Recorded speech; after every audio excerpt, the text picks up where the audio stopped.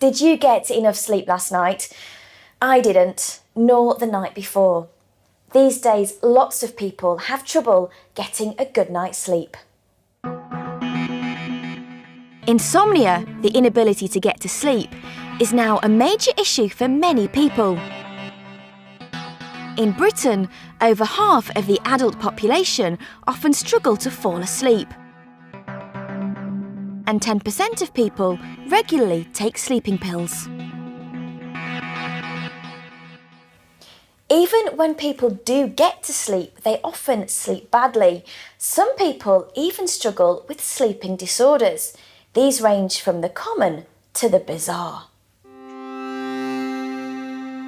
Common sleep disorders include sleepwalking and somniloquy, also known as sleep talking.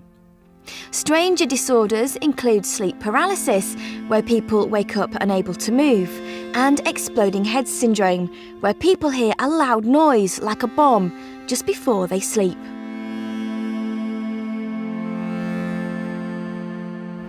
In order to combat these sleep disorders, we need to understand more about sleep's effects.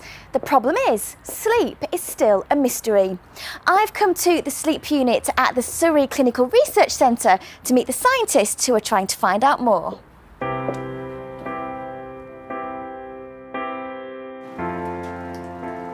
These scientists all study sleep.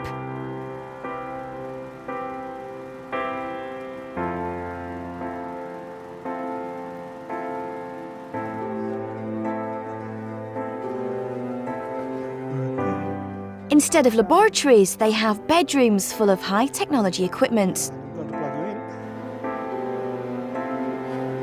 These machines measure a person's brain activity and body movement during sleep.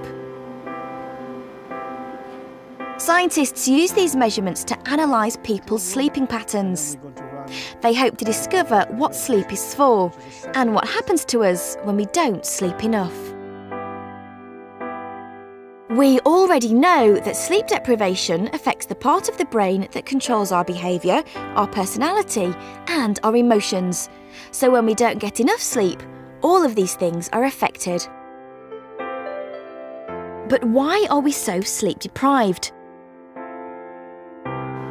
Researchers here say that we are sleeping enough hours, but that our sleep patterns are more irregular.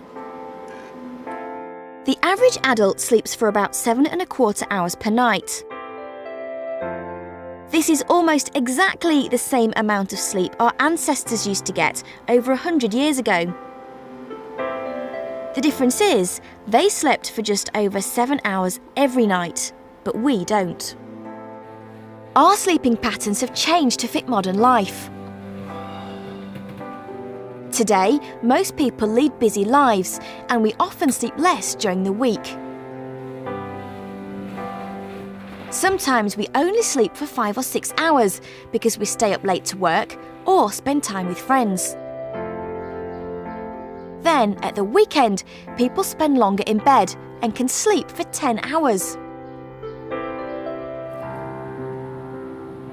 Perhaps this irregularity in sleeping patterns is something our brains find difficult to get used to, and this in turn affects our health and general well-being. That's why sleep clinics like this one are trying to learn more, so we can all sleep a little easier.